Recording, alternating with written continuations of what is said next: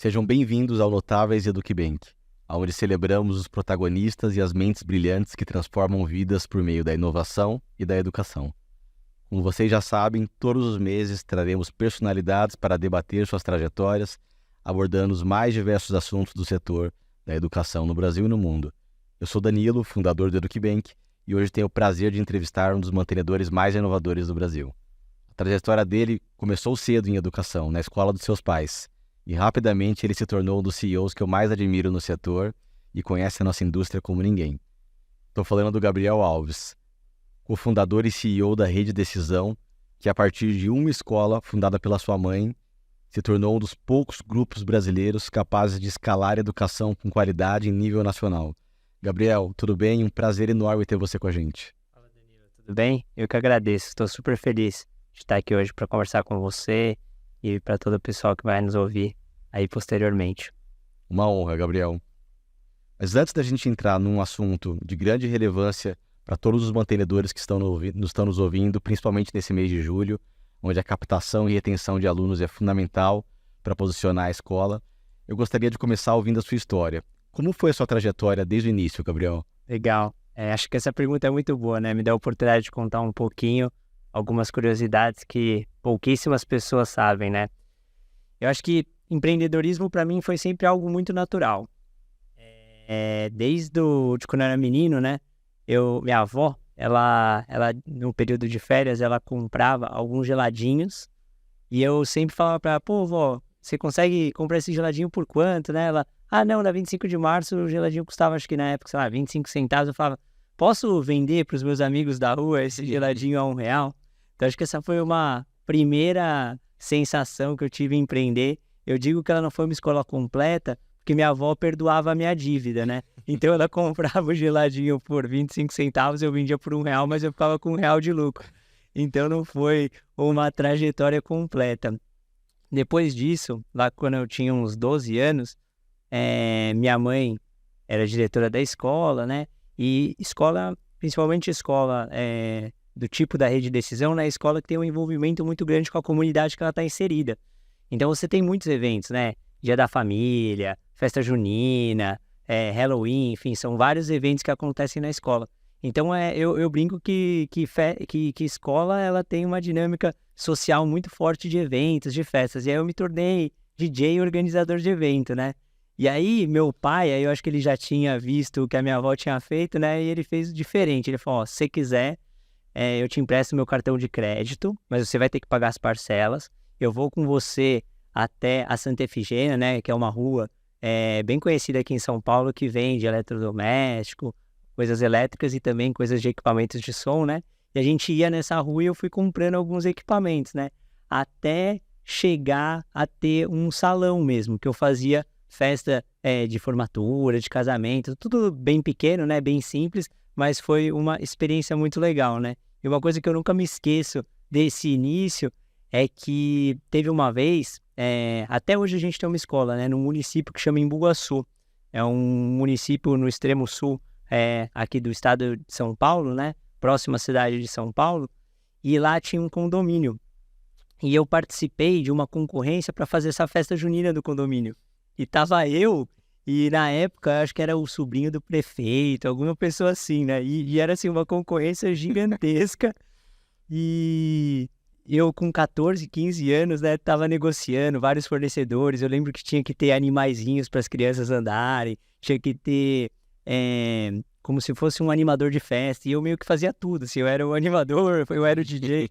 Meu pai, obviamente, me deu muita ajuda nesse momento, mas acho que foi ali que eu percebi algumas coisas muito importantes, né, de você ter responsabilidade, de você entender que as coisas, principalmente quando a gente mexe com educação, né, que é algo muito sério, a gente tá mexendo com a vida das pessoas, e quando eu fazia os casamentos ou essas festas, eu sabia que aquele momento era especial para ela, né, e não adiantava a coisa dar errado, não tinha uma segunda vez, né, e educação é isso, né, a criança tem a chance uma vez de estar na escola, uma vez de estar naquela aula, né, então a gente tem que fazer isso dar certo. Então eu acho que foram algumas coisas que eu aprendi lá no começo que eram muito importantes para mim e que me ajudaram a entender o desafio que eu tenho hoje de fazer educação aí para todas as nossas escolas, para todos os nossos alunos. Muito inspirador, muito legal a história. E essa prazer da hospitalidade, em servir bem para servir sempre, a excelência em serviço realmente é algo que faz diferença no nosso setor, né, Gabriel?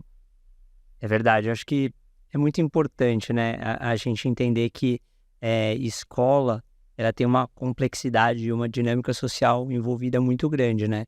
Eu acho que o acolhimento, ainda mais nos tempos de hoje, né, onde a gente vê tanta coisa acontecendo, principalmente pós-Covid, eu acho que as famílias precisam desse acolhimento, as crianças precisam desse acolhimento. Então, eu acho que tudo isso vai nos ajudando a dirigir, né, e ir junto com os nossos alunos para eles atingirem os objetivos deles. E como DJ que já estava arrasando quarteirões e fazendo a alegria do bairro, como é que você enveredou para a educação básica e qual foi o seu chamado para realmente cair de cabeça e pular para dentro com tudo da escola dos seus pais, Gabriel? Primeiro, uma coisa que eu acho que eu não contei nessa primeira história, que é muito importante, é que essa empresa de DJ acabou se saindo muito mal, tá? Afinal, eu fali a empresa. Eu aprendi que você ter sócio, você tem que escolher muito bem seus sócios. A gente vai conversar um pouquinho mais disso. Eu acho que ao longo do dia de hoje é muito importante você estar com as pessoas certas. E acho que hoje isso é um dos meus mantras, né? Infelizmente, essa minha segunda experiência, né? Depois do geladinho. First who, then what? Foi bem traumático, mas eu acho que me ajudou a colocar muitas coisas na rede de decisão diferentes do que eu tive dessa primeira experiência, né? Mas eu acho que foi um caminho natural, na verdade, porque eu nunca saí da escola, né? Por mais que eu tinha tido experiência trabalhando em outros lugares, né? Eu acho que a minha vivência na escola, ela foi muito natural desde pequeno, né? Minha mãe sempre me falava uma coisa, eu acho que tem muita sabedoria nessa visão dela, né? Que ela nunca quis fazer com que eu ou meu irmão mesmo trabalhássemos na escola se a gente não quisesse, né? Tinha que ser uma escolha nossa.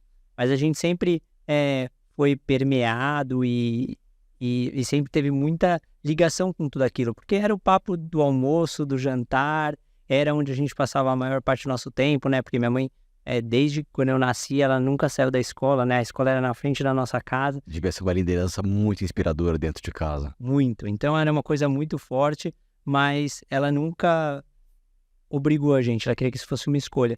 E acabou sendo uma escolha natural, né? Acho que quando eu estava no meu último emprego, né? Antes de trabalhar na escola dos meus pais, com eles, para construir um projeto, né? Eu percebi que todo mundo era muito parecido e eu era um pouco diferente. Eu nunca tinha tido essa consciência, né? Nunca foi um negócio para mim que me doía, nem nada, porque eu acho que eu sempre fui uma pessoa muito de fazer, de viver o presente. Mas eu percebi que todos os meus amigos da escola, porque eu estudei na escola dos meus pais, né? Eu estudei minha vida inteira lá. Que todos os meus amigos da escola tinham seguido uma trajetória que não era, infelizmente, aquela que eu gostaria, ou pelo menos a que eu estava vendo, né, para mim. E para mim eu estava numa trajetória super legal, tudo dando certo, sendo, assim, conseguido alcançar meus objetivos profissionais. E eu falei, pô, por que as pessoas que nasceram comigo, que estudaram onde eu estudei, não têm as mesmas oportunidades que eu tô vendo dessas pessoas aqui que vieram de outras escolas, puderam estudar em outros lugares e tal. E eu acho que para mim aquilo foi um chamado mesmo. Foi assim, será que eu não consigo não só voltar para onde eu estudei, né? Imagina você entrando na escola que você estudou sua vida inteira, com professores, até hoje, né? Tem vários professores aqui que eu vou no começo do ano, né? Na semana pedagógica, que eu acho que todo mantenedor que está nos ouvindo conhece muito bem, né? Que eu vou lá, eu encontro os professores que me deram aula. Assim, imagina a satisfação que é você voltar para esse lugar, mas não só voltar, né? Mas poder protagonizar junto com eles algo que não só impacte aquela comunidade, mas possa impactar o Brasil todo. Então, acho que quando eu me dei conta que isso era possível e que fazer com que as pessoas daquela comunidade pudessem ter essa realidade que para mim era possível, mas que não era algo tão normal para os demais, eu falei assim, acho que faz sentido eu gastar minha vida fazendo isso, sabe? Acho que é onde eu quero alocar meu tempo, é o impacto que eu quero gerar. Mas teve aí um negócio interessante, né? Numa das conversas mais importantes que eu tive, acho, com a minha família, meu pai, minha mãe, meu irmão, super presentes. Você sabe, né? Todo mundo que conhece a rede de decisão sabe que a gente tem um zelo com pessoas muito forte, né? Todos os meus sócios, a gente é muito unido. É uma companhia que tem o melhor dos dois mundos. A gente tem essa preocupação porque eu acho que a gente tem que pensar que educação ela não é só um negócio, né? É uma coisa que até eu ouvindo algumas conversas que você teve aqui já nesse podcast, que eu achei brilhante, não dá para a gente também ter uma empresa privada que não tem uma política de Estado, né? Não é o que o Gabriel acha, o que outras pessoas que estão na companhia acham, né? Mas o que a gente pode fazer para mudar a educação, né? Qual que é o plano de Estado da rede de decisão que, independente de quem estiver à frente, vai fazer com que a gente consiga nos próximos 10, 20 anos impactar de maneira contínua esses alunos. Então, acho que uma vez que não é tão importante a personificação das pessoas e sim de criar um projeto que transforme essas vidas, eu acho que a gente ter um time coeso e um protagonismo coletivo é muito importante. E uma coisa que sempre me chamou muita atenção na cultura do decisão, num setor como o nosso, onde a gente já passou por tantos ciclos de alta, de baixa, por tantos hypes mais ou menos agressivos de mercado, tantos grupos nacionais, estrangeiros, gestores locais e internacionais que entraram e saíram em diversos momentos, né, do ciclo que a gente viveu em educação básica. Sempre o Decisão, para mim, foi aquela companhia, aquele grupo que estava para ficar. E era um grupo que tinha um pensamento no longo prazo, de uma maneira muito alinhada em todos os canais de comunicação. Era um grupo que inspirava realmente uma causa com o setor e uma visão quase evergreen, assim, perene, de uma companhia built to last. Então, isso sempre foi uma coisa muito notável na cultura e que me inspirou muito no tempo em que eu também fui um gestor educacional. Então, muito legal, Gabriel. Fazendo um gancho, o seu histórico familiar, que sempre lutou pela educação aqui no Brasil, e o período que você buscou soluções inovadoras para a rede de decisão, como foi essa influência do ambiente na sua visão e como é que foi estruturar processos bem definidos e uma cultura forte, bem disseminada na rede? Foi essa experiência de trazer tudo isso no âmbito dos processos? Muito legal. Acho que primeiro, assim, dando um passo atrás para poder responder sua pergunta, educação é muito interessante ver que as pessoas estão muito abertas a compartilhar, né? Assim, primeiro, eu sempre fui muito bem recebido em todos os lugares, em todas as escolas e muito, assim, as pessoas sempre foram muito abertas a compartilhar comigo. Então, acho que isso é um diferencial do nosso setor e me dá muito orgulho de saber que a gente é uma comunidade colaborativa. Segundo, acho que tem muita coisa feita, né? Tem muita pesquisa, assim, a gente pode ler desde relatórios do que impacta, o que não impacta a aprendizagem, até experiências de diversos países, né? Tem muitas fundações, muitas pessoas pelo mundo fazendo esse tipo de coisa, né? Então, muitas vezes a gente não precisa reinventar a roda, né? É óbvio que é importante a gente sempre estar fazendo algo diferente, mas é muito importante uma parte a gente olhar o que estão fazendo de bom, né? A gente tem iniciativas maravilhosas no Brasil e fora dele, de coisas que impactam a aprendizagem do nosso aluno, né? Então, como que a gente pode alavancar tudo isso? Então, essa é uma primeira parte muito importante que eu sempre usei isso, né? E até eu quero contar uma história aqui que eu acho que pode encorajar alguns mantenedores e parceiros nossos de educação, porque eu acredito, né? E eu, Gabriel, pessoalmente aprendo muito a partir de trocas, né? Com você e com tantas outras pessoas que eu tenho no setor. Mas eu quero contar duas histórias que eu acho que tangibilizam um pouco isso e mostrar para todo mundo que eu acho que é possível a gente buscar bons projetos para as nossas escolas, que às vezes parecem inalcançáveis de maneira super simples, tá? Então, a primeira eu queria contar, assim, nos meus primeiros 6 meses de rede de decisão, eu não sei porquê, assim, é muito engraçado, né? Eu falo que essa é a parte de sorte que a gente tem quando a gente está empreendendo, né? Sempre os livros certos apareceram na minha frente no momento que eu precisava, né?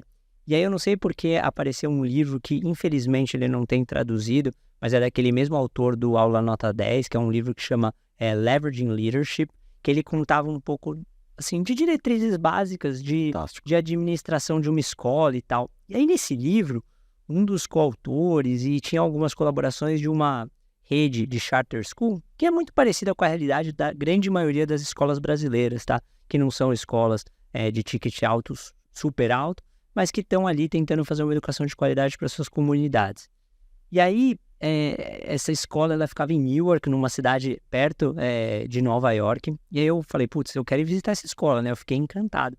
E aí eu mandei um e-mail, eu liguei, e o pessoal, não, pode vir, não sei o quê, mas eles não queriam marcar. Eu falei, meu, como eu vou gastar aqui o dinheiro que eu já não tenho, já estou empreendendo para ir para Nova York, né? Para ir num subúrbio, um bairro super pequeno. Eu falei, não, mas eu vou. Mesmo eles não tendo dado o ok, eu falei, eu tenho que ir lá, eu acho que vai ser essa experiência que vai me ajudar a entender um pouco mais. Eu era também um novato há 9 anos atrás em educação, né? Eu falei assim, eu preciso disso, e fui. Aí fui, cheguei, peguei assim, essa história é muito engraçada, porque eu peguei um ônibus de transporte público, né, de Nova York até Newark, fazendo baldeação, primeiro o metrô, depois pegar o ônibus, pegar a linha certa, ainda aquela época, para quem me conhece sabe também, eu sou super mão de vaca, então não tinha pagado o Wi-Fi para usar, então eu meio que sabia pelo Google Maps ali como eu ia chegar. Cheguei no ponto, imagina você no subúrbio, fui andando até a escola, cheguei na escola. Quando eu cheguei na escola, isso era 8 da manhã, né, tinha que chegar super cedo. A gente é recebido lá e eu descubro que tem uma delegação, porque lá nos Estados Unidos, né, essa Charter Schools, os grandes objetivos dela é tentar convencer alguns municípios, alguns estados, ou um dos, né, não sei se a melhor palavra é o grande objetivo, de que é possível fazer esse modelo no município ou no estado deles. E aí tinha uma comissão de um estado gigantesco dos Estados Unidos que estava lá, tipo governador, secretário. E aí o que eu achei que ia ser só uma visita, né, era um dia totalmente planejado, eles mostrando os principais projetos acadêmicos da escola, como eles desenvolviam talentos. Então, assim, eu tomei o risco, fui lá, fui fazer essa visita. Quando eu cheguei lá, eu nem sabia, mas eu acabei dando sorte. Obviamente, eu não era ninguém na fila dos pão, mas como tinha o secretário, o governador, a visita foi incrível. Então, assim, aprendi muito. Esse foi um jeito que me ajudou a organizar muito os processos. Aí, eu acho que voltando um pouquinho para sua pergunta, me ajudou muito a criar coisas que possibilitassem que a rede de decisão fosse não só boa em uma escola, mas em todas as escolas e para todos os nossos alunos e para as nossas famílias. E é muito engraçado, né? Porque quando a gente se abre para o mundo, eu acho que o mundo também se abre para a gente, né? E aí eu lembro que nesse mesmo dia, né? Eu voltei, eu dormi, né?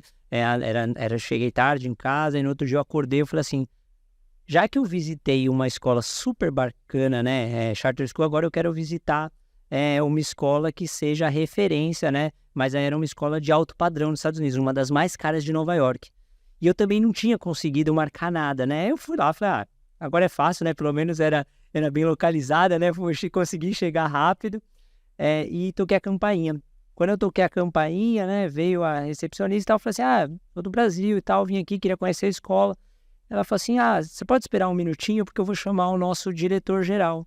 Falei, nossa, que bacana, né? The principal. The principal. E ele desceu lá. E a partir desse dia, ele se transformou em um dos meus melhores amigos, né? Uma pessoa, um inglês, né? De mais de 50 anos, mas que tem sido um mentor, muito mais que um mentor, quase que um sponsor. E tem me ajudado. Hoje, inclusive, ele está no conselho da nossa empresa, né? Junto com outras pessoas brilhantes, né? E ele me mostrou também um lado da educação que eu não conhecia, né? Ele tinha uma experiência no setor público, tem uma experiência no setor privado, então acho que foi muito legal, acho que enxergar tudo isso e usar um pouco do que tem de melhor no mundo para trazer para a realidade do nosso aluno como mantenedor, né? Porque eu sei, a realidade da escola, né? Ela é muito difícil. Qualquer empreendedor e qualquer empreendedor de educação e qualquer empreendedor de educação em escola, eu sei que a margem é apertada, assim, o vento não é a favor. Então, acho que a gente tem que ser muito pragmático.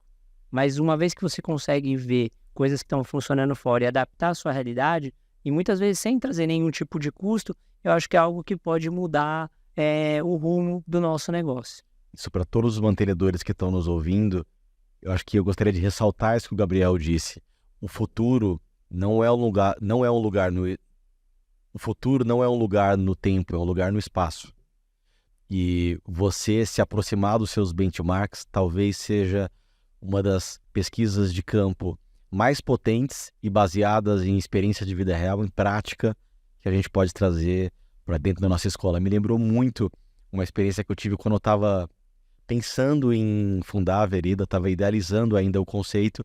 O Guilherme Azevedo, co-founder da Alice, na época estava um doutor consulta ainda, me deu uma mentoria. Ele falou, pega um avião e vai conhecer os seus benchmarks. Então, vai beber da fonte primária daquilo que você está sonhando em fazer. E lá fui eu, junto com um time da Vereda, a gente participou de várias pesquisas, foi fantástico.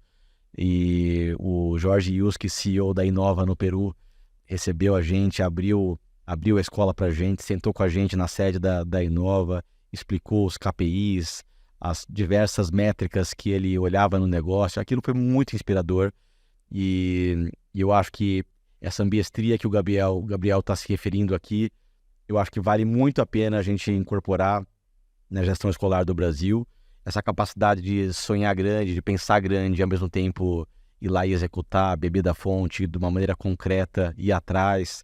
Eu acho que num setor aberto, como o Gabriel bem ressaltou aqui, faz muito sentido. Então, no mundo agora de ensino técnico, onde parece ser o tema da vez, tem uma Studio Schools em diversos lugares, pega um avião, vai para Londres, vai conhecer uma escola que consegue fazer empregabilidade e planejamento de carreira aplicado com as matrizes pedagógicas. Não precisa inventar a roda, né, Gabriel? Então, esse conselho que o Gabriel deu aqui, gente, eu gostaria de ressaltar.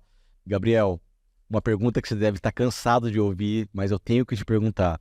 O que é a escola do futuro para você e como é que você acha que a inteligência artificial vai mudar a educação?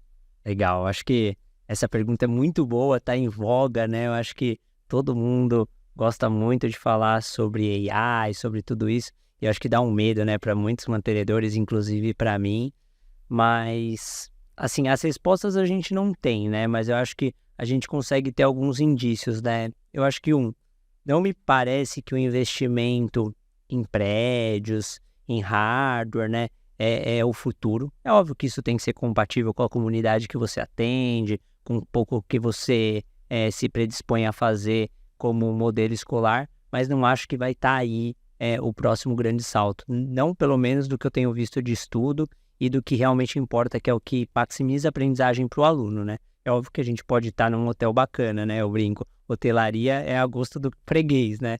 Porém, quando a gente está pensando em educação, para mim, a coisa mais importante é pensar como que a gente potencializa a aprendizagem, né? Eu acho que, claro, que um ambiente gostoso, inovador, ele é importante, mas eu acho que tendo o aluno no centro e cada vez mais evoluindo para que o professor possa gastar menos tempo com atividades burocráticas, e esse é um dos meus princípios norteadores no meu dia a dia na área de decisão, né? É muito difícil, mas assim, eu acordo e durmo pensando como eu posso fazer meu professor ter menos atividade burocrática para que ele possa ser mais feliz e ele possa focar mais no processo de ensino-aprendizagem com o nosso aluno, né?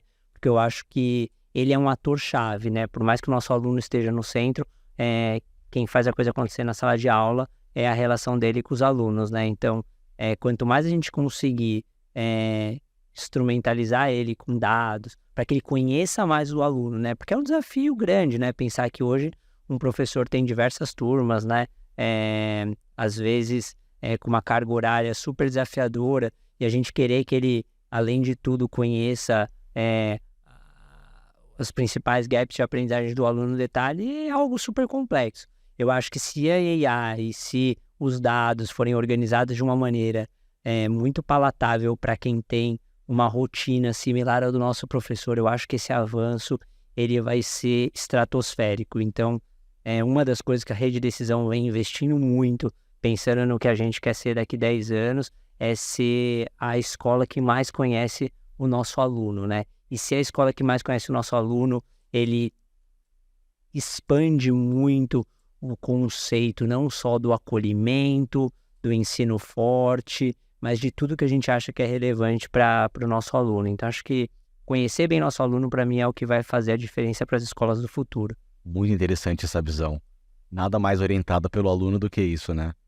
E avaliando nos últimos anos as mudanças que a gente viu acontecer no nosso setor, você acha que a gente está no caminho certo, Gabriel? As mudanças têm sido significativas à altura do que estruturalmente tem acontecido na nossa sociedade? Legal. Eu acho que tem um super desafio, né? Quando a gente olha inovação no setor de educação, quando a gente faz um benchmark com outras indústrias, Danilo, eu acho que você conhece isso até mais que eu, tá? Mas eu vejo que muitas vezes a gente não consegue chegar no nível de produto ou solução na sala de aula com a mesma qualidade de outras funcionalidades que a gente tem, por exemplo, vamos comparar, né? O Nubank, o iFood, você vê que são ferramentas para o usuário, Spotify. são muito bacanas, né? E eu não gosto muito das pessoas que falam assim, mas o professor não é digitalizado. Não é mentira, o professor está no Instagram, o professor está no Facebook.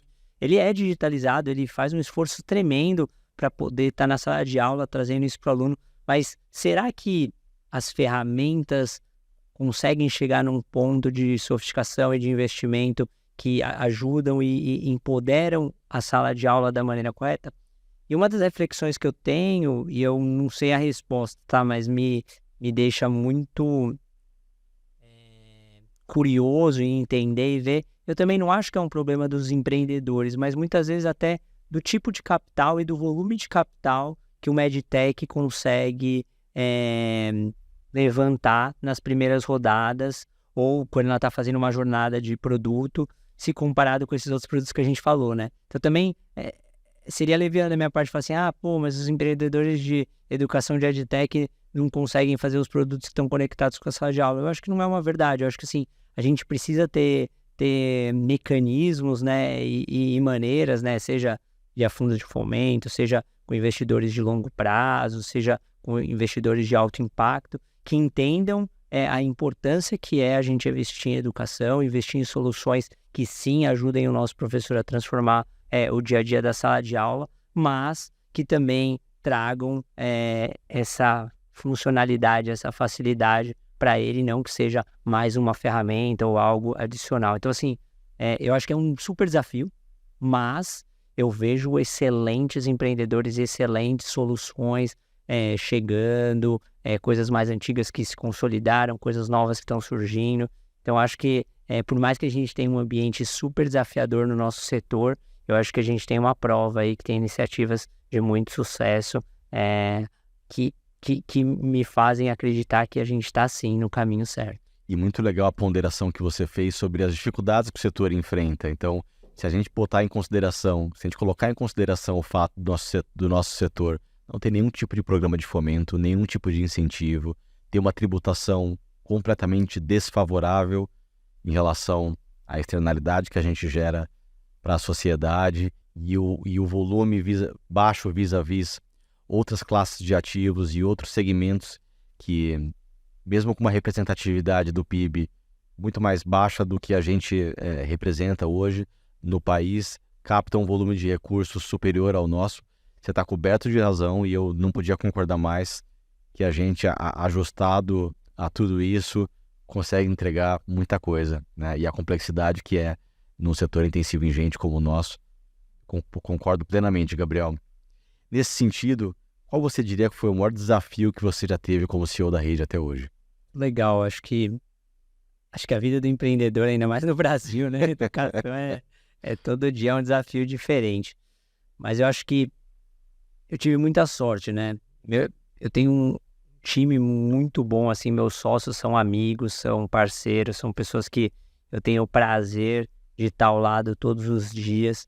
E eu acho que para qualquer jornada, né? E jornadas que são maratonas, né? Porque às vezes você vai ter empreendimentos ou iniciativas que são mais de curto prazo, mas quando a gente está falando de algo como educação, que os ciclos são muito longos, eu acho que você está do lado das pessoas que você gosta de estar, não só que você queira estar, mas que você sinta prazer de estar todo dia é muito importante, né? Eu acho que o meu maior desafio é ressignificar tanto eu quanto a nossa parceria, né? Minha e dos meus sócios, nesses últimos 9 anos e perpetuar isso, né? Eu acho que esse é um desafio.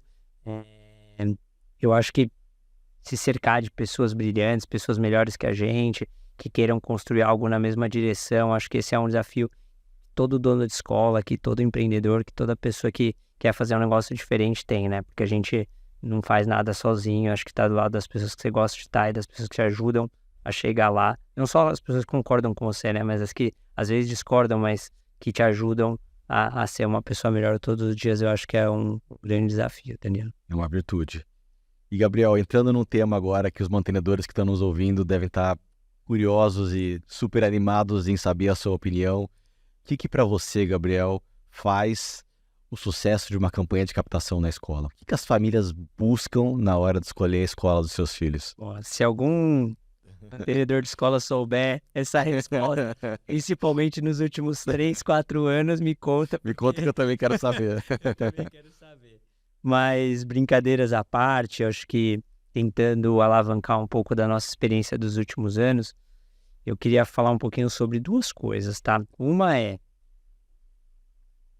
nosso aluno está satisfeito, nosso pai está satisfeito, né? Eu acho que às vezes a gente gasta muito tempo olhando para fora, mas será que a gente gastou o tempo necessário fidelizando a nossa base, garantindo que os clientes que estão com a gente hoje, os alunos, os pais, que eles vão continuar estando com a gente nos próximos anos? Então, acho que a primeira coisa, e eu aprendi, e é engraçado, né, Danilo? Parece meio básico, mas a gente aprende a duras penas essas coisas, né? Escola boa é escola que consegue rematricular os alunos que ela tem, né? Todo o resto é secundário. Secos e molhados.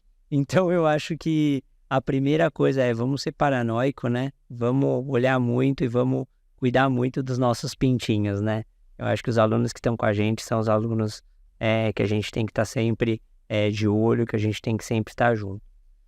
Quando a gente fala de captação, que eu acho que é um super desafio, né? Mas como eu disse, ele é tão importante, ou até um pouco menos, se você tem uma boa rematrícula, eu acho que a melhor dica que eu posso dar e o que tem funcionado muito, eu acredito que é a maneira mais saudável de uma escola crescer, é através do bom e velho boca a boca. Acho que, por mais que as coisas mudaram muito, né? A forma como a gente faz isso pode se sofisticar muito, né? Então, hoje em dia tem diversas maneiras de fazer isso, mas eu acho que, em essência, qualquer dono de escola, qualquer pessoa pode fazer, porque eu acho que o segredo de comunidade é quando você tem um boca a boca que funciona. Perfeito. E só, desculpa te interromper, assim, agora eu falando isso até me fez lembrar uma coisa, né? No fundo, isso me conecta muito ao que a gente comentou lá no começo da minha história, né? Porque quando eu trabalhava como DJ, fazia as festas e tal, eu não tinha dinheiro para anunciar, para fazer nada, né? Naquela época ainda era a época que a Vejinha São Paulo, né? Você conseguia comprar os anúncios. E aí eu só crescia através da indicação, né? Então a minha meta era, cada uma festa que eu fazia, eu tinha que conseguir 2, né?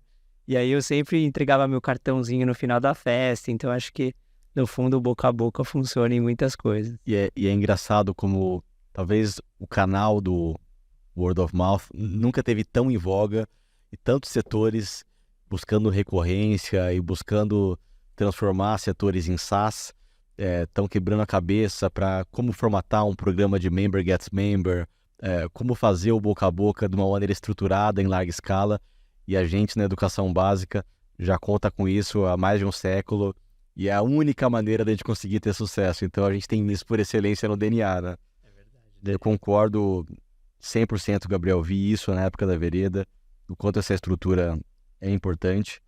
Sensacional, Gabriel. Infelizmente, estamos chegando ao fim do nosso segundo episódio do Notáveis EducBank. Eu queria agradecer a sua participação e disponibilidade em contribuir com essa experiência. Eu sei o quão difícil é a sua agenda, a dificuldade que teve de conciliação para estar aqui hoje. Mas, enfim, fica o meu muito obrigado. E vamos pro Pinga Fogo? Vamos embora. Então tá bom. Gabriel, se você pudesse almoçar com qualquer pessoa, viva ou morta, quem seria? Acho que é Ayrton Senna. Se você tivesse que escolher uma única habilidade, uma única, para a próxima geração, qual seria? Paixão. Um filme ou uma série? Succession. Um livro? Aula nota 10. Qual o seu hobby preferido? Atualmente, tênis. Você tem que marcar de jogar. O que você faz para lidar com estresse, Gabriel? Não penso nele.